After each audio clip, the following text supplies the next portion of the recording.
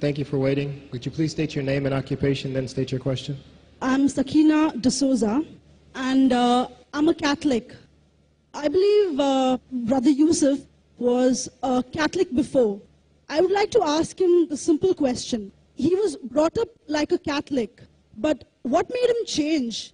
Doesn't he believe that the Messiah is true, or did he ever feel that the religion, Catholic religion, has not brought up any Messiah and the Bible is false? I would like to just know what that means, because he said he was a Catholic before and now he has become a Muslim. What made you change? What was that storyline before? Doesn't he believe that there is a Messiah, or the Messiah had come, saved us, died on the cross? Thank you very much for a good question. I hate to disappoint you, but I wasn't a Catholic. But I was with a Catholic priest the night that he accepted Islam. And I asked him these questions you asked me. Because after all, I was still a Christian, a preacher in Christianity, and I wanted to know why my best friend, a Catholic priest, had converted. That's a pretty weird thing. A Catholic priest is not like a regular preacher in the Protestant religion. A Catholic priest has given up everything. He's given up his life to be a Catholic priest. When he enters into this realm, he's basically given away everything. He can't have a wife, he can't have children, obviously no grandchildren. He has no home, he just lives in a rectory or wherever they give him a place to stay. And he's sent wherever they tell him to go, do whatever he's told to do, and that's it. And he cannot disobey the Pope, otherwise they can kick him out of the religion, and if they do, he's excommunicated and he goes to hell forever. So how would a person like this want to become one of those Muslim terrorists? That's what I wanted to know.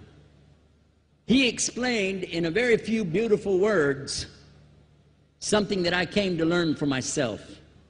He said that he was sincerely in the Catholic religion because he believed in God, that he had studied, his degree was in theology, and a part of the teaching that they as priests have is to study Islam. Every priest is forced to study Islam. Now you may not know that, but you can ask your priest and he'll confirm it.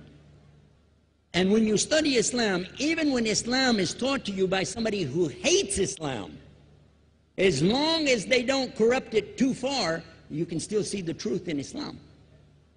A classical example happened to me just recently when I was in Saudi Arabia. A friend of mine, very old copy of one of the first Qurans ever translated to English by George Sale. George Sale hated Islam, he hated the Muslims, but when he translated the Quran to English, he was true to the text of the words. Although maybe not getting all the meaning, he certainly was true to the text of the words. I was shocked when I read it. Have you seen it? You know what I'm talking about? Amazing. And listen to this. George Bernard Shaw, for instance, is one of many, a long list of people who read this and realized the truth of Islam. When people see the truth of Islam, it can change them if they want to be guided. If they want the truth, it can change them. You might think, I'm a Catholic, I'll never be anything but a Catholic.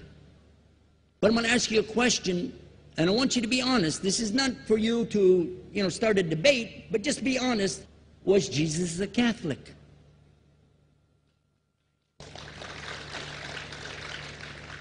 And it's not open to debate, so there's no point in opening that up, because you know and I know he wasn't. The Catholic Church was in business about 300 years before Jesus was born. It's on their website. Don't go like this. It's on their website. That's where I took it from. The Catholic Church was really started in Rome by Alexander the Great. Do you know what the word Catholic means? It means universal. It was the universal church for the Roman Empire. If you didn't join it, you could not be a Roman citizen.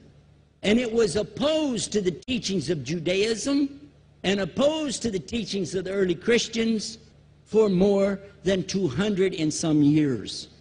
And they were diametrically opposed to each other to the extent that it was the Romans killing the early Christians. Now, if you understand that, and you go to their website and read, they didn't even take over Christianity until the year 325 AD.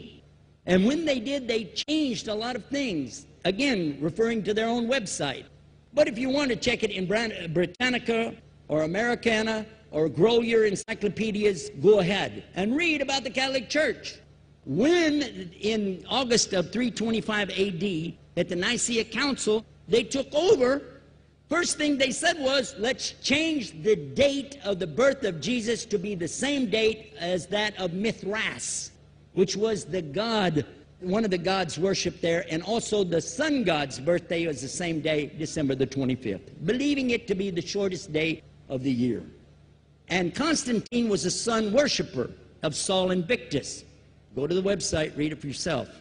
There are a lot of points, but not the least of which, even today, if you go in any Catholic church, and I have, you'll see so many portraits and statues and idols and images throughout the whole place, that for the one who's never experienced that, for a Muslim who knows about these images, he'll be like, whoa, a'udhu billah.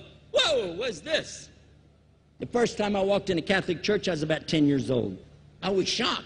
I was shocked at the idols and statues everywhere, because in the Protestant religion, we were brought up to believe that the second commandment was just as important as the first commandment. The first commandment in the Bible, in Exodus, is the same as the first commandment in the book of Deuteronomy.